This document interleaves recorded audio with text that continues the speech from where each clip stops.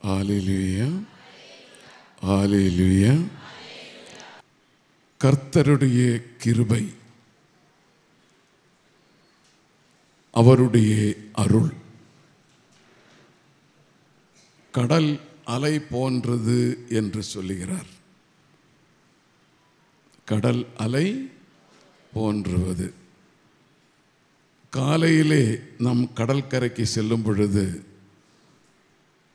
நீர் அல்லது அலை கரையை விட்டு தூரமாகவே இருப்பதை காண முடியும்.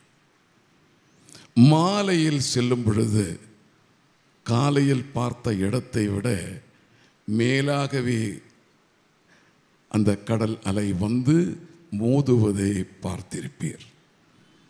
இதனுடைய பொருள் என்ன என்றால், அவரோடு கர்த்தரோடு நெருங்கும் பொழுது அந்த கடல் அலை போன்று, மாலை கடல் அலை போன்று அந்த அருள் நம்மீது வர்ஷிக்கப்படும். அவரை விட்டு விலகும் பொழுது அந்த காலையில் இருப்பது போலவே நம்மை விட்டு அந்த அருள் அகன்று போகும். அது அன்றாடம் ஒழுகி கொண்டிருப்பது. வேத புஸ்தகத்திலே நம்ம பார்த்திருக்கிறோம். அருள் மிகு பெற்றவளே என்றுதான் அழைத்தார். அமேன். மரியாளையே, அன்னை மரியாளையே ஆண்டவர் தூதன் எதிர்கொள்ளும் பொழுது என்ன வார்த்தை? அருள் நிறைந்த மரியே வாழ்க. பிரியமானவரே, ஏன் அந்த வார்த்தையை ஆண்டவர் கொடுக்கிறார் என்றால், அருள் இன்றி ஒரு கிறிஸ்தவனும் வாழ முடியாது. தூய ஆவியின்றி வாழ முடியாது என்று இயேசு சொன்னார். ஆனால் ஒரு கட்டத்திலேயே கடவுள் வெளிப்படுத்துகிறார், என் அருள் போதும் உங்களுக்கு. ஆமென். சோதனைகளும் வேதனைகளும் கண்ணீரும் எல்லாம் நமக்குண்டு. அன்றாட வாழ்க்கை பிரச்சனையிலேயே, அன்றாட குடும்ப வாழ்க்கையிலேயே கண்ணீர் இல்லாத நாள்கள் இருக்காது, வேதனை இல்லாத நாள்கள் இருக்காது. நெருப்பு வயிற்றிலே கட்டி வச்சது போலவே ஒரு பெண் இருந்தால், ஒரு மகள் இருந்தால், ஒரு தாயினுடைய உள்ளம் அப்படி இருக்கும் என்று சொல்லுகிறார்கள். அதுவும் திருமணமாகாத பெண்ணாயிருந்தால் அதே போலவே நம் ஆண்டவர் அந்த தாய்க்கு சமமாகவே இருக்கிறாள். அருள் பெற்று பிறகு அது தம்மிலிருந்து நீக்கப்படும் பொழுது ஆண்டவர் ஏங்குகிறார், அவர் கண்ணீர் வடிக்கிறார். மகனே, மகளே, நீர் ஏன் அகன்று போயிருக்கிறீர்? என் கிருபை இல்லாமலேயே நீ வாழ முடியாது என்பதையே நீ மறந்து விட்டாயா என்று. திருப்பாடல்களிலே இந்த வசனத்தை நம்ம பார்ப்போம். 103:8. ஆண்டவர் இரக்கமும் அருளும் கொண்டவர், நீடிய பொறுமை பேரன்பும் உள்ளவர். பார்த்தீங்களா? என்னதான் தவறு, என்னதான் குற்றம், அவருக்கு எதிராகவே நாம் சிந்தித்தாலோ செயல்பட்டாலோ அவர் சொல்லுகிறார், நான் பொறுத்து கொள்ளுவேன், நான் பொறுமையோடு இருப்பேன், நான் சாந்த குணத்தோடு இருப்பேன், பொறுமை இழந்து நான் உங்களை சபிக்க மாட்டேன், உங்களை ஆசீர்வதிப்பதற்காகவே நான் காத்திருப்பேன். எப்போ வருவீங்க? எப்போ என்னை நோக்கி வருவீர்? இப்படி கேட்கக்கூடிய ஒரு தெய்வம் இந்த உலகத்தில் உண்டா? இப்படி கேட்கக்கூடிய ஏதேனும் கோவிலில் தெய்வங்கள் உண்டா? ஆனால் இங்கே நம் குரல் கேட்கக்கூடிய ஒரு தெய்வம் உண்டு. அல்லேலூயா, அல்லேலூயா. நம்முடைய வேதனைகளையும் நம்முடைய கண்ணீரையும் பார்க்கின்ற ஒரு தெய்வம், கூக்குரல் கேட்கின்ற ஒரு தெய்வம் நாம் செல்லும் கோவிலிலே உண்டு என்றார். அதிலேயும் இந்த கோவிலில் உண்டு என்றார். ஆமென் சொல்லுங்க. நீங்க மெதுவாக சொல்றீங்க. Praise the Lord. ஒரு மனிதன் எதிலுமே திருப்தி அடையாது. திருப்தி அடையுமா? ஒரு மனிதன் எதை கிடைத்தாலும் ஒரு குற்றம் கண்டுபிடிப்பதில் இருப்பார்கள். எப்படிதான் ஆக்கி போட்டாலும் சகோதரிமாரெல்லாம் சிரிக்கிறாங்க. இது எங்களுக்கு நித்தியமான பொழப்பாய் போச்சு அப்படின்றான். எப்படி செஞ்சு போட்டாலும் அதில் ஒரு குறை சொல்லாமல் அந்த உண்மையிலேயே குறை சொல்வது அல்ல, பாராட்டுறாங்க. நீங்க என்ன நினைக்கிறீங்க? அது உங்களை குறை சொல்றதாக நினைக்கிறீங்களா? இல்லை, இன்னும் நன்றாகவே, இப்போ செய்ததை விட இன்னும் நன்றாகவே உங்களால் செய்ய முடியும், இன்னும் ருசியாக செய்ய முடியும். அதுதான் நம்ம ஆண்டவர். நான் உங்களை குறை சொன்னால் அது குறையாகவே எடுக்காத, இன்னும் நீங்கள் என்னோடு நெருங்கி வர வேண்டும் என்பதற்காகவே என்னுடைய ஆதங்கத்தை நான் வெளிப்படுத்துகிறேன் என்றார். அதனால தான் இங்கே சொல்லுகிறது, கடவுளுடைய சட்டங்களையும் கட்டளைகளையும் மீறிய என்ற குற்ற உணர்வு நமக்கு இருக்குமானால், நாம் ஒரு தவறு செய்தால் அந்த தவறை உணர்ந்து கொள்ளக்கூடிய விதத்திலேயே கடவுளுடைய சட்டங்களுக்கு விரோதமாக நான் ஒரு தவறு செய்தேன், ஒரு குற்றம் புரிந்தேன், அந்த உணர்வு ஒரு மனிதனுக்கு தேவை, குறிப்பாகவே கிறிஸ்துவனுக்கு தேவை. ஏன்னா அருளை பற்றி புற இனத்தாருக்கு சொன்னால் புரியாது. புரியுமா? புற இனத்தார் அல்லேலூயா சொல்லுமா? அல்லேலூயா அர்த்தம் அவனுக்கு புரியாது. அதுவே அருள் என்னன்னு அவனுக்கு புரியாது. கிரேஸ் என்னன்னு அவளுக்கு தெரியாது. My grace enough for you அப்படின்ற ஆங்கிலத்தில் சொல்லும். என்னுடைய அருள் உமக்கு போதும். அப்போ எந்த விஷயத்திலே ஆண்டவர் கண்ணும் கருத்துமாக இருக்கிறார், முக்கியமாக இருக்கிறார்? எதையோ நீங்கள் தேடிக்கொண்டிருக்கிறீர்கள். உங்களுடைய மனம் அலை பாய்ந்து கொண்டிருக்கிறது. எதையை பற்றி கொள்ளலாம், எதையை பிடித்து கொள்ளலாம், எதையை சம்பாதித்துக் கொள்ளலாம், எதையை சேர்த்து வைத்துக் கொள்ளலாம், எதையை உண்ணலாம், எதையை உடுக்கலாம், நிறைய பிரச்சனைகள், நிறைய கவலைகள்.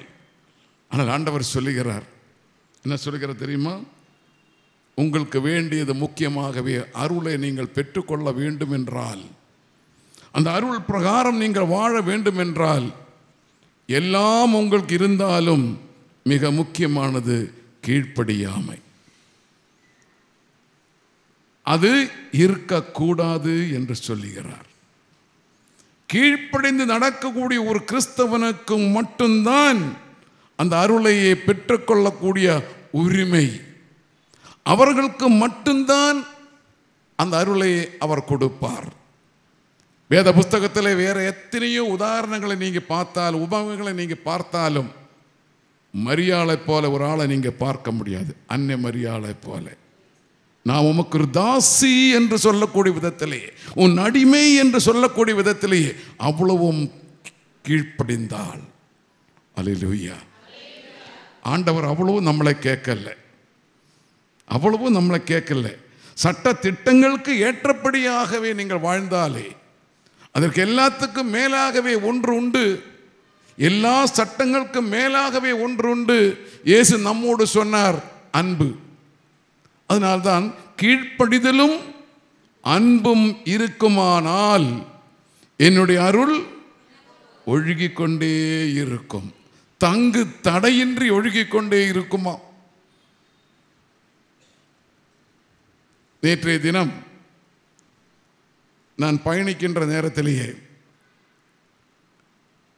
திருச்சி பக்கத்திலேயே ஒரு ஆறு ஒன்று இருக்கு, கொள்ளிடம் என்று சொல்லுமார்கள். அதுக்கு அருகாமையிலே வந்து கொண்டிருந்தோம். அப்பொழுது மக்கள் ஓடுவதே பார்த்தேன். ஏன் திப்பு திப்பு திப்புன்னு ஓடுறார்கள் என்று வண்டி நிறுத்தி பார்த்தேன். திடீரென்று வெள்ளம். அந்த மக்களுக்கு எச்சரிக்கை செய்யாத அளவுக்கு திடீரென்று வெள்ளம் பொங்கியது.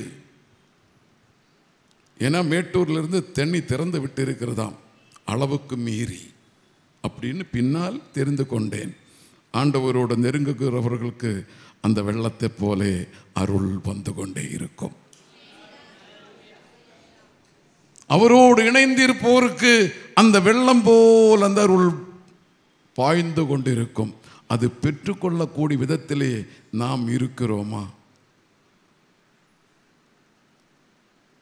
வெள்ளத்தை பார்த்து அவர்கள் ஓடினார்கள். இந்த வெள்ளத்தை பார்த்து ஓடலாமா? அவரோடு இன்னும் நெருங்கிக் கொண்டே இருக்க வேண்டும். அதுதான் அருள், அதுதான் அருள். கர்த்தருடைய அருள் என்பதற்கு இதற்கு மேல் சான்று தேவையில்லை. ஆண்டவர் சொல்லுகிறார், ஒரு மன குறைவு நமக்கு ஏற்பட்டால் குடும்பத்திலேயே ஏதேனும் ஒரு விதத்திலேயே, ஒரு சோர்ந்து போகக்கூடிய விதத்திலேயே, உளைச்சல் ஏற்படக்கூடிய விதத்திலேயே ஒரு பிள்ளை இருந்தால் அந்த பிள்ளை வழியாகவே அந்த குடும்பத்தினுடைய சமாதானத்துக்கு இடையூறு ஏற்படும். விடுமா? ஒரு குடும்பத்தினுடைய ஐக்கியத்திற்கு இடையூறு ஏற்படும் சொல்லுகிறார்கள். உண்மையா? அந்த குழந்தையை அந்த தாயும் தகப்பனும் விதவிதமாகவே கண்டிப்பதும் உண்டு, திருத்துவதற்கான முயற்சிகளை செய்வதும் உண்டு. குற்றமா? குற்றமா? வேதம் சொல்லுகிறது, கண்டித்தும் தண்டித்தும் திருத்த வேண்டும் என்று நம் ஆண்டவர் சொல்லுகிறார். நான் கண்டிப்புள்ளவன், நான் தண்டிக்க கூடியவன், ஆனால் நிரந்தரமாக தண்டிப்பது இல்லை. தண்டிக்க வேண்டும் என்றது என்னுடைய விருப்பம் அல்ல. மாறாகவே நான் கண்டிப்பதோடு நின்று விட்டால் நன்று, அல்லது உனக்கு சூடு பெட்டாதான் தெரியும் என்று சொன்னால் உனக்கு ஒரு சிறிய அடையாளத்தை அதை பார்த்து நீ ஓட வேண்டாம், கலங்க வேண்டாம்,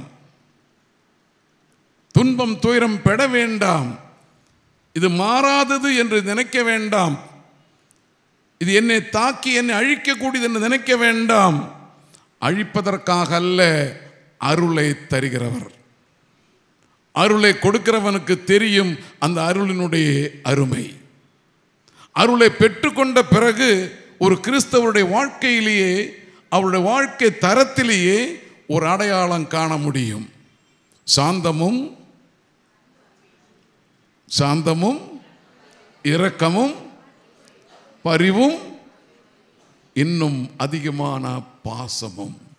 அல்லேலூயா, அல்லேலூயா, அல்லேலூயா. கீழ்ப்படிதல் கிருபையின் வழி என்று சொல்லுகிறார்.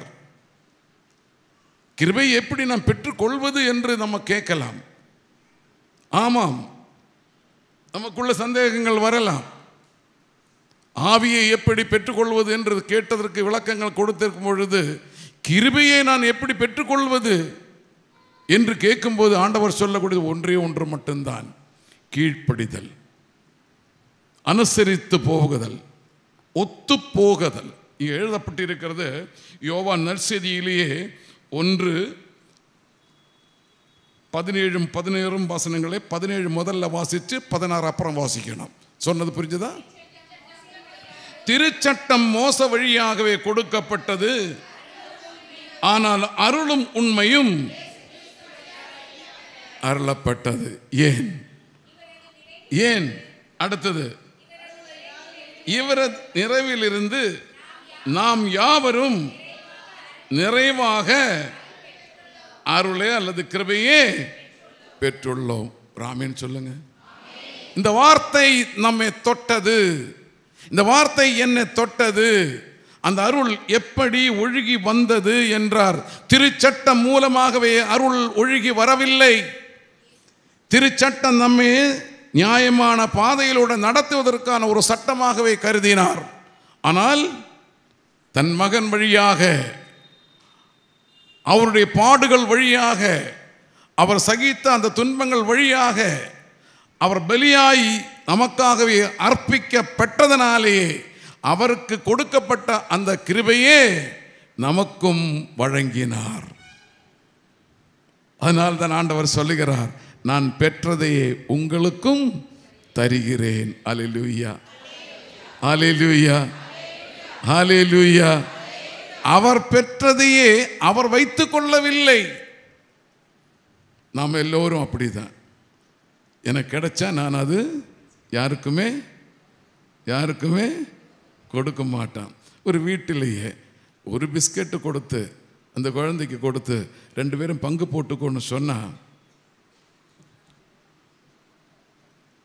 எப்படி இருப்பான்? நீ முதல்ல பங்கு போடுவியா, நான் முதல்ல பங்கு போடுவியா? பார்த்துக்கிட்டே இருப்பீங்களா இல்லையா? பிஸ்கெட்டுன்றது கொஞ்சம் உயர்ந்த விலை உள்ளது, 2 எண்ணம் இருக்காது, 1 இருக்குன்னு நினச்சிங்களேன். அப்போ அந்த பங்கு போடுற கையில் இருக்கக்கூடிய ஆளை யார் பார்த்துட்டு இருப்பாங்க? யார் பார்த்துட்டு இருப்பாங்க? கராராக பார்த்துட்டு இருப்பாங்க. கரெக்டாக பாதி உடைக்கிறாங்களா இல்லையா? என்ன சொல்கிறேன்?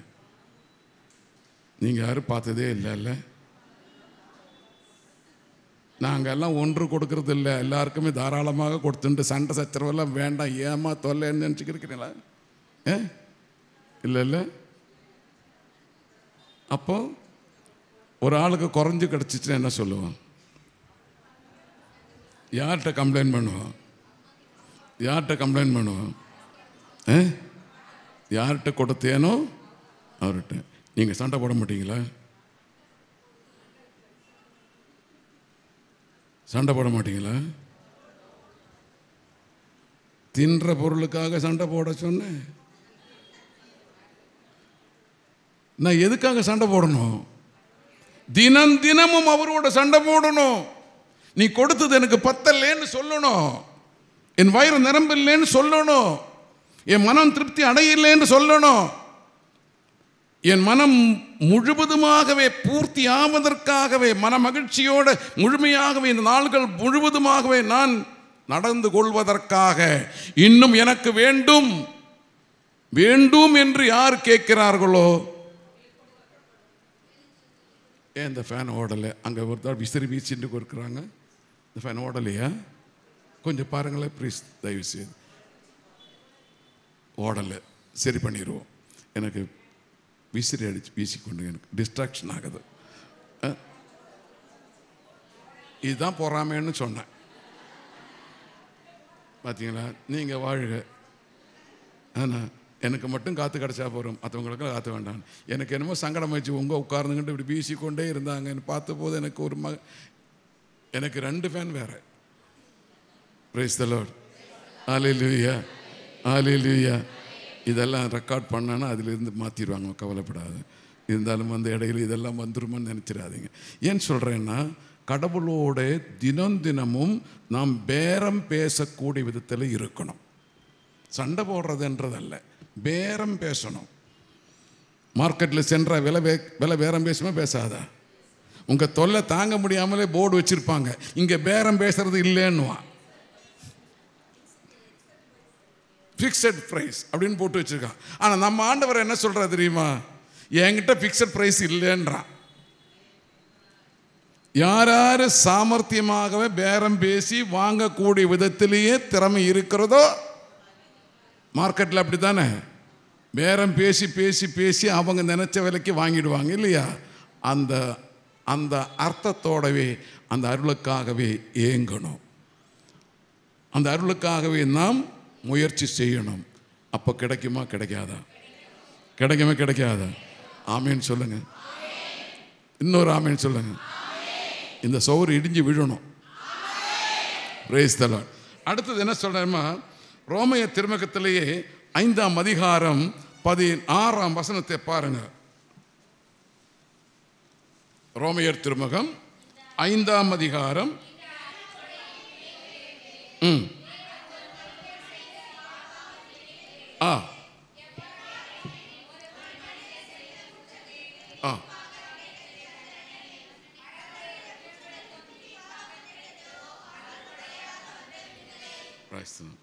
ஒரு மனிதன் வழியாகவே குற்றம் இந்த உலகத்திலே தோன்றிய பொழுது அந்த அருளையை நாம் பெற்றுக்கொள்ளக்கூடிய தன்மை இழந்து விட்டது என்று சொல்லுகிறார். ஒரு மனிதன் வழியாகவே பாவம் தோன்றியதனாலேயே உலகம் முழுவதும் உள்ள மக்கள் பாவத்துக்கு அடிமையாகிவிட்டதாம். இன்னொரு மனிதன் தோன்றிய பொழுது அந்த மனிதன் வழியாகவே அருள் மழை பொழிந்தது என்றார். ஆண்டவர் சொல்லுகின்றது என்ன தெரியுமா? எங்கே சோதனைகளும் எங்கே வேதனைகளும் அதிகமாக இருக்கிறதோ அந்த இடத்திலேயே என் அருள் பொங்கி வழியும். அப்போ நமக்கு ஏற்படுகின்ற சோதனைகளும் நமக்கு ஏற்படுகின்ற வேதனைகளும் வரும்பொழுது நாம் பழிக்கலாமா? பழி சொல்லலாமா? யாராவது குறை சொல்லலாமா? இல்லை. அது அந்த அருளை அதிகமாக அடைய வேண்டும் என்பதற்காக. அதுதான் என்னோட அர்த்தம். ஒரு மனிதன் வழியாகவே குற்றம் செய்ததனாலேயும் பாவம் செய்ததனாலேயும் நாம் பாவிகளாய் மாறிவிட்டோம். அந்த பாவத்திலிருந்து விடுவிக்க வேண்டும் என்பதற்காகவே இன்னொரு மனிதன் தோன்றி அந்த மனிதன் வழியாகவே கடவுளுடைய அருளையே நிறைவாகவே அவர் ஊற்றுகிறார். இந்த அருளின் மூலமாகவே அந்த பாவங்களை நீக்கப்பட வேண்டும் என்றார். அந்த குற்ற பழிகளையே அழித்து விட வேண்டும் என்றார். அது என் மகன் வழியாக மட்டும்தான் சாதிக்கும் முடியும் என்றார். அதனால் அந்த வசனத்திலேயே தெளிவாக சொல்லுகிறது. ஒரு மனிதன், அந்த மனிதன் யாரு? ஆதாம் வழியாகவே உலகத்திலே பாவம் தோன்றியது. திரும்ப திரும்ப நான் சொல்ல வேண்டிய அவசியம் இல்லை. ஆனால் இன்னொரு மனிதன், ஆதி மனிதனும் கடைசி மனிதனுமாய் இருக்கக்கூடிய விதத்திலேயே, கடவுளுடைய பிறப்பிலேயே, கடவுளை உருவாக்கியதிலே, கடவுள் சிருஷ்டியிலேயே ஒருவர் மண்ணிலிருந்து உருவாக்கப்பட்டிருந்தால் ஒருவர் விண்ணிலிருந்து இறங்கி வந்து விட்டார். விண்ணிலிருந்து இறங்கி வருபவர் மனிதன் அல்ல, கடவுளை தவிர வேறு யாரும் இருக்காது. அதனால்தான் அந்த மனிதனுக்கு கடவுளுடைய சாயல், மனிதனுக்கு மண்ணில் எடுக்கப்பட்ட மனிதனுக்கு அந்த மண்ணின் சாயல்.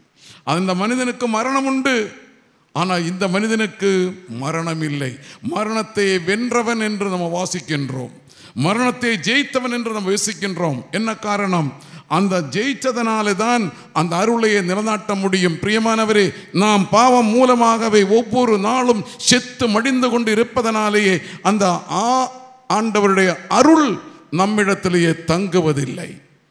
அந்த அருளை பெற்றிருந்தாலும் அது பிரயோஜனம் இல்லாமல் போய்விடுகிறது, செயல்படுத்த முடியாமல் போய்விடுகிறது. செயல்படக்கூடிய விதத்திலேயே நீங்கள் இருக்க வேண்டும் என்று நம்முடைய எச்சரிக்கை செய்கின்ற விதத்திலே தான் அந்த மனிதனுக்கும் இந்த மனிதனுக்கும் ஒப்பிட்டு இந்த அருளை நமக்கு ஆண்டவர் சொல்லுகிறார். வேதம் சொல்லுகிறது, இந்த அருள் சாதாரணமானதல்ல, இந்த கிருபை சாதாரணமானதல்ல. இந்த கிருபையின் மூலமாகவே உங்களாலே சகித்து கொள்ள முடியும், உங்களாலே தாங்கிக் கொள்ள முடியும், உங்களாலே பொறுத்து கொள்ள முடியும், உங்களாலே அன்பு செய்ய முடியும், உங்களாலேயே என்னை அடைய முடியும். இயேசுவை அடைந்தே தீரணும் என்ற நம்பிக்கையோடு அந்த அருள் நம்மீது அவர் ஊற்றுகிறார், நிறைவாகவே ஊற்றுகிறார். அந்த ஊற்றுகின்ற அந்த அருளையே பெற்றுக்கொண்டு அது பிரகாரம் சாட்சிகளாய் இருக்க வேண்டும் என்று அவர் விரும்புகிறார். அல்லேலூயா, அல்லேலூயா, அல்லேலூயா. ரோமையர் திருமுகத்திலே 5ஆம் அதிகாரத்திலேயே 19ஆம் வசனம் நம்மோடு மீண்டும் சொல்லுகிறார். ஒரு மனிதரின் கீழ்ப்படியாமல் பலர் பாவிகளானது போலவே ஒருவரின் கீழ்ப்படுதலின் விளைவு அநேகர் கடவுளுக்கு ஏற்புடையர் ஆவார்கள். ஆமென். அதுதான் ஆண்டவர் சொல்லுகிறார். பாவம் பெருகிய ஒரே காரணத்தினாலே மட்டும்தான் என் அருளை நான் உங்களுக்கு கொடுத்து கொண்டே இருக்கிறேன். என் அருள் உங்களுக்கு கொடுத்து கொண்டே இருக்கிறேன். பாவம் எங்கே இருக்கிறதோ எங்கே அவருடைய அருளும் புலம்பி, அதாவது நிரம்பி வழியுமா, நிரம்பி பொங்கி வழி. அப்போ நாம் எவ்வளவு வேண்டுமானாலும் பாவம் செய்யலாம். அவரே சொல்லிட்டார்ல, யாரு? பாவம் பெருகிய இடத்துல போங்க. அப்புறம் என்ன, அப்புறம் பிரச்சனை என்ன இருக்கு? வார்த்தையே நீங்கள் கொடுத்துட்டீங்க, இனிமே ஜாலி தான். எப்படி? சரிதானே? வார்த்தையை திசை திருப்பக்கூடாது. பாவத்துக்கு மன்னிப்பு இருந்தான்னா பாவம் செஞ்சுக்கலான்றீங்க. பொங்கி வழியும். ஓ, பிரைஸ் தி லார்ட். பாவ அறிக்கையும் பாவ மன்னிப்பும் கேட்கின்ற நேரத்திலேயே அந்த அருளும் பொங்கி வழியும். ரைட். சகோதரி அவருக்கு விளக்கம் கொடுத்து விட்டார். நான் சொல்வதற்கு முன்னே ஆமேன். ஹல்லேலூயா.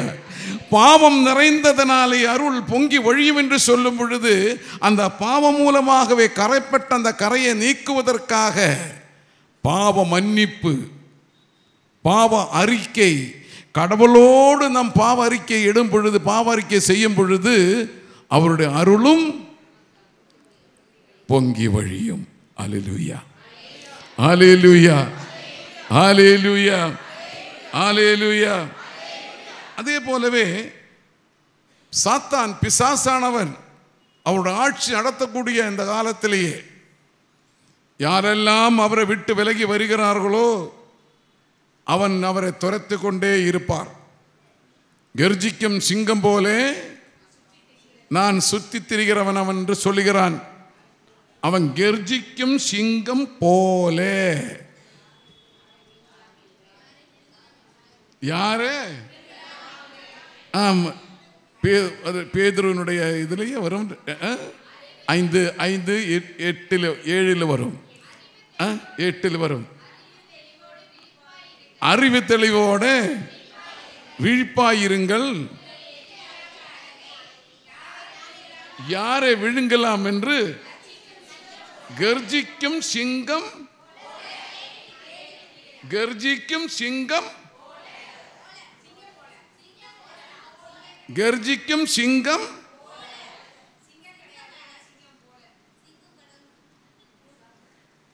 அவனே ஒரு பொய்யன், அவனுக்கு சொல்லவும் தெரியல. பொய்யினுடைய அவதாரம் தான் அவன். அவன் என்ன சொல்றான்? நான் ஒரு சிங்கம்னு அவன் சொல்றானா? சிங்கம் போலேன்ற.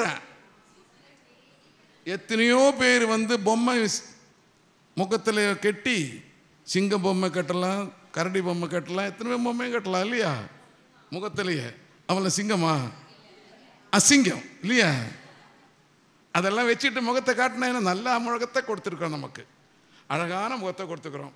கடவுளுடைய முகம், கடவுளுடைய சாயல், இயேசுவின் முகம், இயேசுவின் சாயல். அதுக்கு ஒரு முகத்திலேயே நம்ம கண்டதெல்லாம் செய்யணுமா? வேண்டாம், வேண்டாம் இல்லை. அவன் என்ன சொல்றான் பாரு, நான் போலேதான். அதாவது நடிப்பு. சினிமாவில் நடிக்கிறதெல்லாம் நிஜமாவா? அது உண்மையா? திரையில் வருவதெல்லாம் உண்மையா? நடிப்பு. ஆனால் நிஜம், நிஜம் யாரு?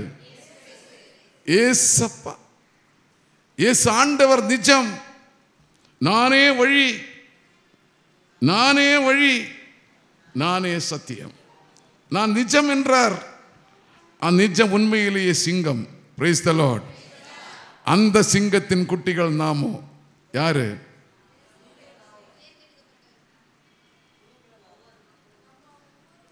என்ன சிங்கத்தின் குட்டி?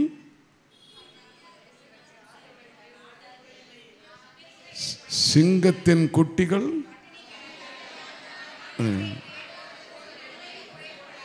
ஆண்டவரை தேடுவோருக்கு ஒரு குறையும் எட்டாது, ஏற்படாது. காரணம் என்ன? நீங்கள் சிங்கத்தின் குட்டிகள், சிங்க குட்டிகள். ஆமென். இதுதான் விஷயம். அதனால அவரை தேடுவோருக்கு அவர் எப்பொழுதுமே அந்த கிருபையாலேயே, அந்த அருளாலேயே நிரப்புவார்.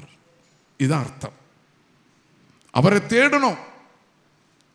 உண்மையான சிங்கம், உண்மையான அரசன், உண்மையான ராஜா, எல்லா அரசர்களுக்கும் அரசனாக, எல்லா ராஜாக்களுக்கும் ராஜாவாக என் ஆண்டவரை தவிர வேற யாரும் இல்லை என்று அறிக்கையிடக்கூடியவர்களுக்கு அவர் ஆசீர்வதிப்பார். அல்லேலூயா. என்னை தவிர வேற யாரும் இல்லை, ஆண்டவரே உம்மை தவிர எனக்கு யாரும் இல்லை அப்படி என்று சற்று வேதனையோட கண்ணீரோட அவருடைய முன்னிலையில் வந்து ஒரு நிமிடம், ஆண்டவரே உம்மை தவிர எனக்கு யாருமே இல்லை அப்படின்னு சொன்னால், இருகரம் நீட்டி நம்மை அரவணைக்கின்ற ஒரு தெய்வம்,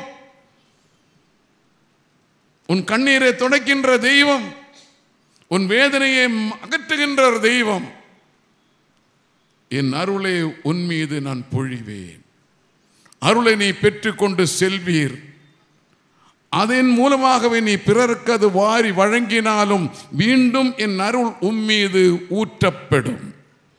அல்லேலூயா. எடுக்க எடுக்க பொங்கி வருமாம். எலியாவினுடைய புத்தகத்தில் வாசிச்சென்று இருக்கிறோம். ஒரு பெண்ணுக்கு எண்ணெயும் மாவும் கொடுத்தது இல்லையா? அந்த சாரி பார்த்து அந்த எண்ணெயும் மாவும் தீர்ந்ததா? தீர்ந்ததா? எடுக்க எடுக்க எடுக்க எடுக்க நாமும் அதே போலவே பெற்ற அருளையே, கிடைத்த அருளையே, சம்பாதித்த அந்த அருளையே பிறருக்கு நாம் கொடுக்கும் பொழுது அந்த மாவு மாதிரியே அது பொங்கிக் கொண்டே இருக்கும். அல்லேலூயா. அந்த கடல் அலை போன்றது மாறி அதற்கு காலையும் மாலையும் உண்டு. கடல் அலைக்கு காலையும் மாலையும் உண்டு. ஆனால் அந்த மாவுக்கு காலையும் மாலையும் இருந்ததாக சொல்லவில்லை. எடுக்க எடுக்க எடுக்க அது குறையாமல் நிரம்பிக் கொண்டிருந்தது. பிரியமானவரே, ஆண்டவருடைய அருளை பெற்றிருக்கக்கூடிய கிறிஸ்தவர், அருளை பெற்றிருக்கக்கூடிய விசுவாசிகள் அது பகிர்ந்தளிக்கக்கூடிய விதத்திலேயே பண்பிலும் பாசத்திலையும் அன்பிலையும் இரக்கத்திலும் தயையிலும் நீடித்து நாம் நிற்குமானால், பகிர்ந்து கொடுக்கக்கூடிய எண்ணங்களும் உள்ளங்களும் இருக்குமானால் நிச்சயமாகவே அவருடைய வாக்கு அப்படியே நிறைவேறும். அல்லேலூயா, அல்லேலூயா, அல்லேலூயா. கிருபையை நாம் எப்படி அடைய முடியும் என்ற ஒரு வழியை பற்றி சொல்லுகிறார்.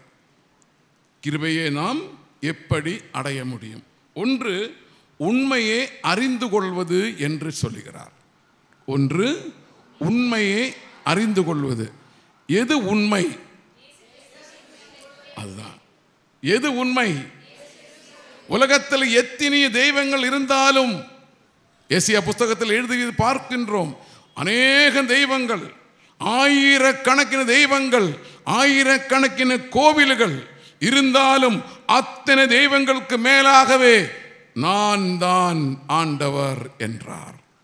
அல்லேலூயா. நான் தான் ஆண்டவர் என்றார். இந்த உண்மையே நாம் புரிந்து கொள்ளக்கூடிய விதத்தில் இருந்தால்தான் அந்த கிருபை நம்மை நோக்கி பாயும். அல்லேலூயா. இரண்டாவது, வாழ்க்கை சூழ்நிலை. காரணம் என்ன? வாழ்க்கை சூழ்நிலை சந்தர்ப்பத்துக்கு ஏற்றபடி நம்மை மாற்றிக்கொள்ளக்கூடாது. சந்தர்ப்பத்துக்கு ஏற்றபடியாக நம்மை மாற்றிக்கொள்ளக்கூடாது. நேரத்துக்கு ஏற்றபடியாக நம்மை மாற்றிக்கொள்ளக்கூடாது. ஆளுக்கு ஏற்றபடியாக நம்மை மாற்றிக்கொள்ளக்கூடாது.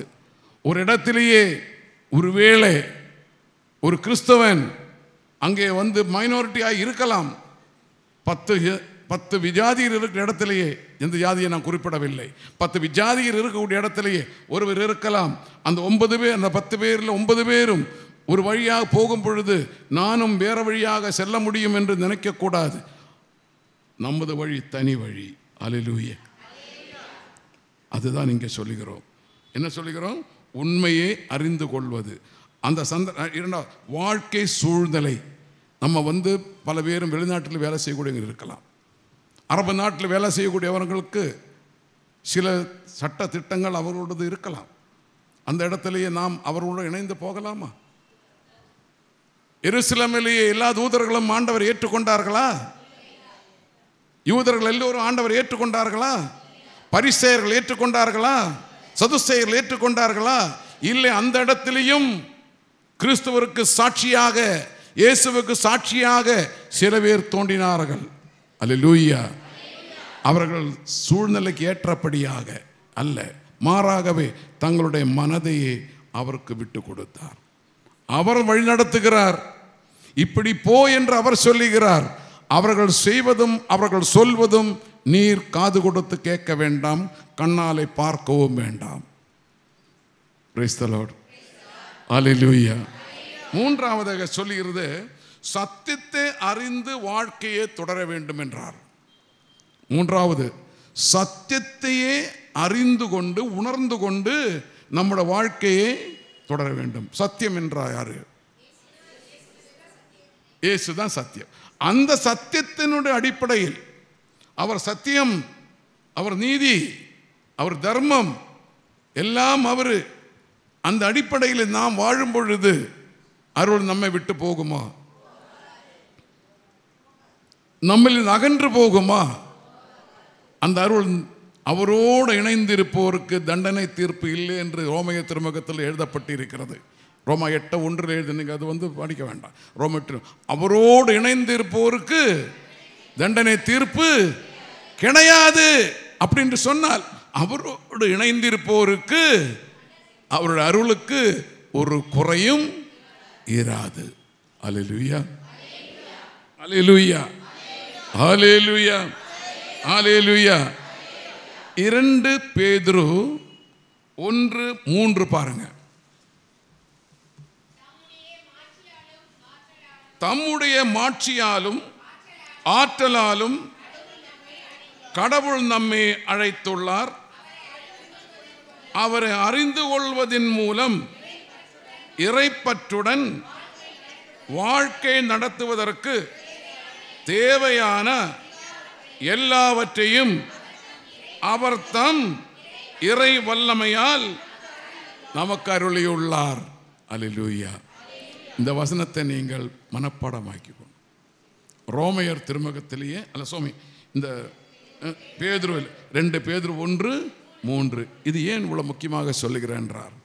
அந்த காலத்திலேயே வாழ்ந்தவர்கள், இயேசுவை பின்பற்றி வாழ்ந்தவர்கள் கூட அவர்களுக்கு துன்பங்களும் துயரங்களும் ஏற்பட்டது உண்டா இல்லையா? கட்டங்கள் வந்தது உண்டா இல்லையா?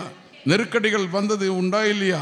ஆனாலும் அவர்கள் பெற்றுக்கொண்ட அந்த நம்பிக்கையின் மூலமாகவே, கண்ணாலே பார்த்ததனாலேயும் அதை கண்டு விசுவசித்ததனாலேயும் தாம் அவர்களுக்கு சாட்சியாக இருந்ததனாலேயும் அவரால் ஒருபோதும் வேறு திசை நோக்கி போக முடியவில்லை. பிரியமானவரே, நாம் எல்லோருமே 1000 ஆண்டுகளுக்கு பிறகு நாம் காணாமல் விசுவசித்து கேட்டு அறிந்து அந்த நம்பிக்கையின் விசுவாசத்தின் அடிப்படையிலேயே இப்படி ஒரு அருள் தங்கி இருக்கக்கூடிய ஒரு தேவனிடத்திலேயே சாட்சிகளாய் நாங்கள் இருக்கிறதுனாலேயே எனக்கு அவர் அடுத்திருக்கக்கூடிய அந்த அருள் என்றுமே குறையாது. அது குறையாது. அவர் குறைய விடமாட்டார். அந்த குடம் நிரம்பிக்கொண்டே தான் இருக்கும். எடுக்க எடுக்க எடுக்க அதில் ஊற்றிக்கொண்டே இருப்பார். அதுதான் அந்த வாழ்க்கை. ஒரு கிறிஸ்தவ வாழ்க்கை என்பது சந்தர்ப்பத்துக்கும் சூழ்நிலைக்கு ஏற்றபடியாக வாழ்வது. ஆடுற ராமா ஆடுன்னு சொல்லுவான், நம்ம ஆடக்கூடாது. ஆடுற ராமா ஆடுன்னு யாரை சொல்றது?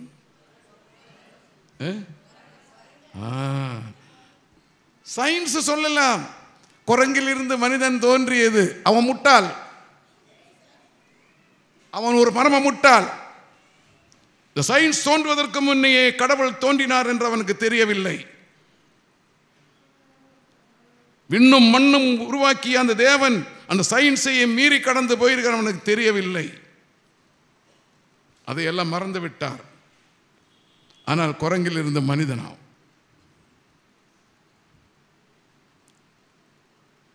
ஆதி மனிதனை பார்த்தால், நீங்க அந்தமான் போயிருக்கிறீங்களா? அந்தமான் வேற எங்கேயும் போயிருக்க வேண்டாம். அந்தமானுக்கு போனால் அங்கே ஆதி மனிதன் அங்கே இருக்கு.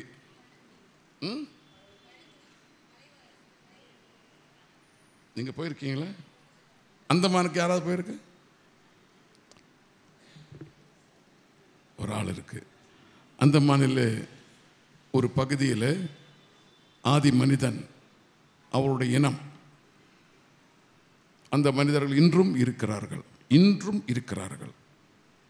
அவர்கள் ஆதி மனிதர்கள் போலவே நடமாடும். ஆடை உடைகள் எதுவும் இல்லை. நாம் கொடுக்கக்கூடிய எந்த உணவும் அவர்களுக்கு வேண்டாம். அவர்கள் காட்டில் இருக்கக்கூடிய பொருள்களையே எடுப்பார்கள். கடல் மீன்களை பச்சையாகவே சாப்பிடுவார்கள். நான் அவரை பார்த்தேன், அந்தமானிலே பார்த்தேன். ஆனால் ஃபோட்டோ எடுக்கக்கூடாது, நீங்கள் எந்த பொருளும் கொடுக்கக்கூடாது அப்படி நிபந்தனை கொடுத்தார்கள். எனக்கு உள் மனதிலேயே ஒன்று, ஏதேனும் ஒரு பொருளை கொடுக்கணும். பஸ்ஸினுடைய கண்ணாடியை, சைடு கண்ணாடியை நான் பின் சீட்டே அதுக்காக தேர்ந்தெடுத்தேன். டூரிஸ்ட் பஸ் பின்னாடியே சேர்ந்தேன். அது கொஞ்சோடு நகட்டி என் கையிலேயே நான் ஒரு 10 ஆப்பிள் வாங்கி வச்சுருந்தேன். நான் அந்த 10 ஆப்பிள் இதை தூக்கி அவனுக்கு இப்படி பின்னாடி இப்படி கொடுத்தான். போலீஸ்காரன் வந்தான். போலீஸ்காரன் வந்து நைஸாகவும் வாங்கிட்டான். ஐயா ஐயா ஐயா அவருக்கு கொடுக்கறதுக்காக கொடுத்தேன். உன்னை என்ன சொன்ன, கொடுக்கக்கூடாதுன்னு சொல்லிட்டு கூட்டிட்டு வந்த அப்படின்னு. ஐயா ஒன்று கொடுயா அப்படின்னு அவரை தயவு காட்டி ஒரு ஆப்பிள் எடுத்து அவனுக்கு கொடுத்தான். அந்த ஆப்பிளை வாங்கி அந்த ஆதி மனிதன், அந்த இனத்தை சேர்ந்தவன்,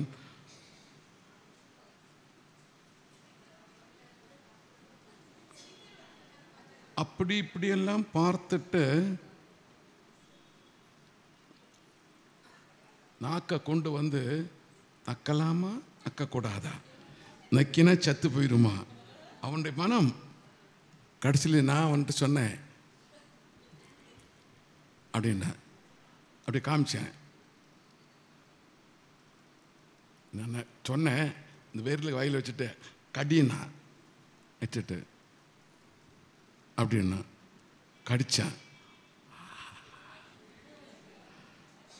எப்படி என்னமோ நீங்கள் இப்போ வந்து நான் ஆப்பிள் வந்து அவனுக்கு வாயில் வச்சு கொடுத்து கடிச்சது இதெல்லாம் வந்து சொல்கிறதுக்கு வந்து என்னத்துக்குன்னு நீங்கள் கேட்டோம். அருளை பெற்றுக்கொள்ளக்கூடியவருக்கு இதுதான். அவருடைய அருளுக்குள்ள ருசியை சுற்றி சொல்கிறேன். அந்த அருளை அடைந்திருக்கக்கூடிய ஒருவருக்கு அந்த அருளை கொடுக்கக்கூடிய நேரத்திலேயே அந்த அருளை பெற்றுக்கொண்ட பிறகு அந்த ஆப்பிளை எப்படி பார்த்து ரசிப்பது போலவே அல்ல, சந்தேகம் இருக்கக்கூடாது. அந்த அருள் பெற்றுக்கொள்ளக்கூடியவர் அது பகிர்ந்து கொடுக்கக்கூடிய அந்த குடும்பத்திலேயே எல்லோருடன் பகிர்ந்து கொள்ளக்கூடிய விதத்திலேயே அது அமையும் பொழுது அந்த குடும்பம் ஒரு கோவிலாய் மாறிவிடும். விசுவாசி இருக்கக்கூடிய இடம் கோவில். அல்லேலூயா. எந்த குடும்பத்திலேயே எல்லோரும் விசுவாசிகளாய் இருக்கிறார்களோ அந்த குடும்பம் சிறந்த கோவில். உலகத்திலேயே மிக சிறந்த கோவில்கள் உண்டு, அநேகம் கோவில்கள் உண்டு என்று ஆண்டவர் சொன்னார். ஆண்டவருடைய கோவில் ஒன்றுதான் ஆண்டவர் இருப்பார் என்றார். அத்தனை கோவில்கள் இருந்து மோசே இடத்தில் ஆண்டவர் சொன்னார், எனக்கென்று நீ தனி கூடாரத்தை அமைத்துக் கொள்ள வேண்டும் என்றார். கூடாரத்தை அமைத்துக் கொண்ட பிறகு அந்த கூடாரத்தின் வாசலிலே நான் மேகத்தூணாகவே வருவேன் என்றார். மேகத்தோடு சேர்ந்து உங்களுடன் நான் பேசுவேன் என்றார். அந்த பேசும் பொழுது அந்த பேச்சில் இருந்து சத்தத்தை நீங்கள் கேட்பீர் என்றார். சத்தத்தை நீங்கள் கேட்ட பிறகு என்னை நீங்கள் பார்ப்பீர் என்றார். அப்படி நீங்கள் பார்க்கும் பொழுது நான் யாரு என்பதை நீங்கள் உணர்ந்து கொள்ளுவீர். அதே தான் ஆண்டவருடைய முன்னிலையில் வந்து அமர்ந்து கொண்டு இருக்கக்கூடிய நம்மோடும் ஆண்டவர் சொல்லுகிறார், என் அருள் உன்னை தேடி வரும் பொழுது, உன்னை அடையும் பொழுது நீ உணர்ந்து கொள்ளுவீர். உண்மை என்ன என்று நீ அறிந்து கொள்ளுவீர், சத்தியம் என்ன என்பதை அறிந்து கொள்ளுவீர். என்னை தவிர வேற யாரும் இல்லை. அல்லேலூயா, அல்லேலூயா, அல்லேலூயா, அல்லேலூயா. அடுத்ததாக இன்னொரு விசுவாசத்தை இருக்கிறேன். திருப்பாடல்களை 103:8 மீண்டும் ஒரு முறை. திருப்பாடல் 103:8. கொண்டவர். முதலிலே சொன்னது திரும்பி இப்ப சொல்வதற்கு காரணம் என்ன தெரியுமா? ஆண்டவர் இரக்கமும் அருளும் கொண்டவர், பேரன்பும் கொண்டவர். கடவுள் பொறுமையை தந்துள்ளார். அந்த பொறுமையை நிலைநாட்ட வேண்டும் என்பது அவருடைய ஒரு அழைப்பு. அந்த அழைப்பிலே மிக முக்கியம் என்ன? நம்முடைய ஒவ்வொருவரையும் அழைத்திருக்கிறார் இல்லையா? அந்த அன்புக்கு ஒரு ஒரு அடையாளம் இருக்கணுமா வேண்டாமா? அந்த என்ன அடையாளம்? நீங்க அன்பு செலுத்துறேன், அன்பு செலுத்துறேன், அன்பு செலுத்துறேன், அன்பு அன்பு அன்பு அன்பு அன்புன்றீங்க.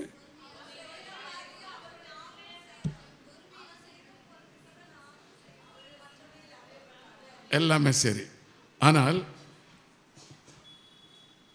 கடவுள் சொல்வது என்ன தெரியுமா? மிக முக்கியம், நல்லா கேட்டுக்கோங்க.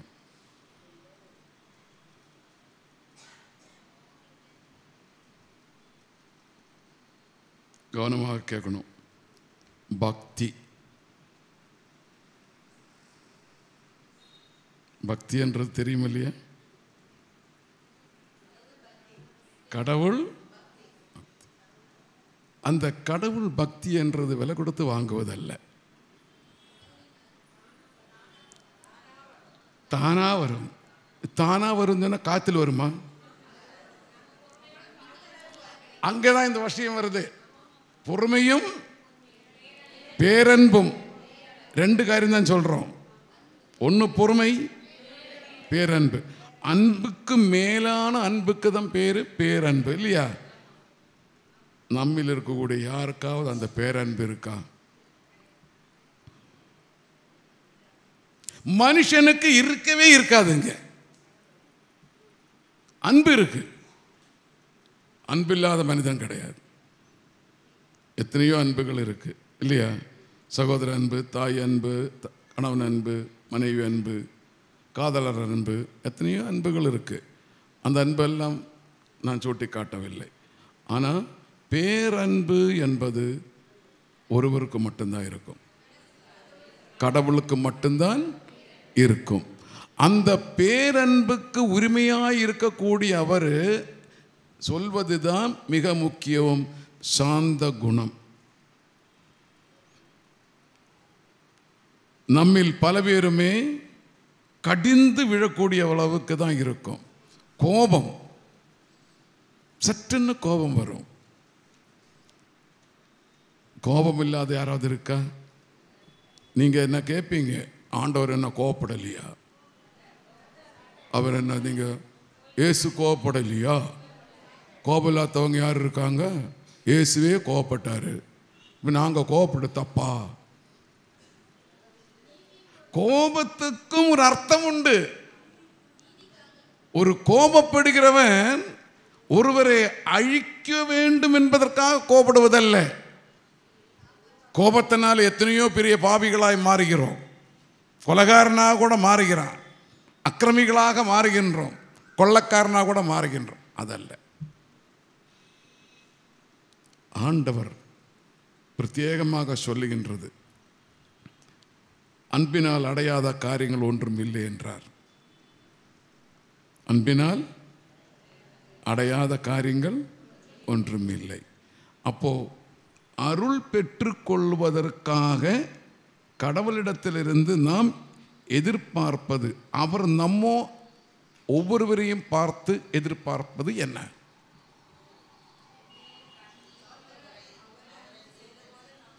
Praise the Lord. ஒரு பிரியாணி வாங்கி கொடுக்கலாம். அவர் நம்மை அன்பு செய்தது போல நாமளும் அவரை அன்பு செலுத்துவதாக இருந்தால் அந்த அருள் நம்மிடத்திலேயே ஒழுகும். இந்த ஃப்ளோட்டிங், அது பொங்கி அந்த அன்புக்காக ஏங்குறவராய் இருக்கணும். அந்த ஏக்கத்தோடு சேர்ந்து அந்த அருளையும் எனக்கு தாரும் என்று வேண்டுவராயிருக்கணும். பாக்கி எல்லா வேண்டுதல்களும் விட்டுவிடுங்க. விட்டுவிட தயாரா? எல்லா வேண்டுதல்களும் விட்டுங்க. எப்போ வந்தாலும் ஒரே வேண்டுதல் தான், என் வீடு என் வீடு என் வீடு. என் வீட்டுக்காரன் என் வீட்டுக்காரன் என் வீட்டுக்காரன், என் வீட்டுக்காரி என் வீட்டுக்காரி என் வீட்டுக்காரி, என் மக என் மக என் மக, என் மகள் என் மகள் மகள் மகள், இப்படியே சொல்லி கொண்டு காலம் போயிட்டு இருக்கிறேன். என் வீடு என் வீடு என் வீடு. அடுத்தவனை பற்றி சொன்னானு ஏன் அடுத்தவனை பற்றி சொல்ல போகிறான்? எனக்கே நேரம் இல்லை. எல்லா நோயாளிகளுக்கும் வேண்டணுமா? வேண்டிக்கங்க, நான் வேண்டான்னு சொல்லலை, வேண்டுகிறவனு வேண்டிக்கங்க. ஆனால் ஆண்டவர் சொல்வது தெரியுமா? என்னை தவிர வேற யாரும் நீ அன்பு செலுத்தக்கூடாது. என்னை தவிர வேற யாரும் நீ அன்பு செலுத்தக்கூடாது. அப்போ இப்போ அன்பு செலுத்துறவங்களாம் வேண்டாம்னு சொல்ல போறீங்களா? விரோதியாக போறீங்களா? அப்போ கணவனோட விரோதியாகணும், மனைவியோட விரோதியாகணும், பிள்ளையோட விரோதியாகணும், விரோதாக சொன்னார். என்னை அன்பு செலுத்தினால் அதுவே ஆட்டோமேட்டிக்காக அன்பு செலுத்திடுவாங்க. அதுக்காக நேரங்காலத்தை வீணாக்க வேண்டான்றார். அப்படி நீங்கள் உணர்ந்து கொண்டு என் அருகில் வரும் பட்சத்தில் என்னுடைய அருள் உங்களுக்கு. Praise the Lord. Alleluia, alleluia. கடைசியாக ஒரே ஒரு வார்த்தை, ரோமா 8:26. ரோமையர் 8:26 முடித்துக் கொள்ளுவோம். எழுந்து நின்று முடித்துக் கொள்ளுவோமா? திடீர்னு உட்கார்ந்தனாலும் இடுப்பு வலிக்குது, நெஞ்சு வலிக்குது, காண்டி வலிக்குதுன்னு சொல்ல வேண்டாம். ஒரே அனைவரும் எழுந்து நிற்போமா? பாருங்க 8:26 எல்லாம் சேர்ந்து படித்தாலும் எனக்கு பிரச்சனை இல்லை. ஆவியார் நமது வலுவற்ற நிலையில் நமக்கு துணை நிற்கிறார். ஏனெனில் எப்படி தெரியாது, தூய ஆவியார் கடவுளுக்கு தகுந்த முறை நமக்காக பரிந்து பேசுகிறார். மேலும் கடவுளிடம் அன்பு கூறுகிறவர்களோடு கடவுளுடைய திட்டத்திற்கு ஏற்ப அழைக்கப்பட்டவர்களோடு கிருபையை பெற்றுக்கொள்ள வழி காட்டுகிறார். ரோமையர் 8:26, 27, 28 3 வசனங்களும் இதோட முடித்துக் கொள்ளுவோம். அதாவது கடவுளோடு நம்ம இணைந்து அவரோட தீர்ப்புக்கு ஏற்றபடியாக நம்ம இருக்கும் பொழுது நமக்கு அந்த அருளை, அந்த கிருபையை பெற்றுக்கொள்வதற்காக வழியை அவர் காட்டுகிறார். அல்லேலூயா, அல்லேலூயா. கரங்களை உயர்த்தி ஹல்லேலூயா, ஹல்லேலூயா. இப்போ நீங்க அந்த கிருபை பெற்றுக்கொள்ள அர்ஹதராய் இருக்கிறீங்களா இல்லையா? நீங்கள் அவகாசிகளாய் இருக்கிறீங்களா இல்லையா? உரிமையாளராய் இருக்கிறீங்களா இல்லையா? ஒரு ஹல்லேலூயா, இன்னொரு ஹல்லேலூயா, இன்னொரு ஹல்லேலூயா. தந்தை, மகன், தூய ஆவியின் பெயராலே ஆமென்.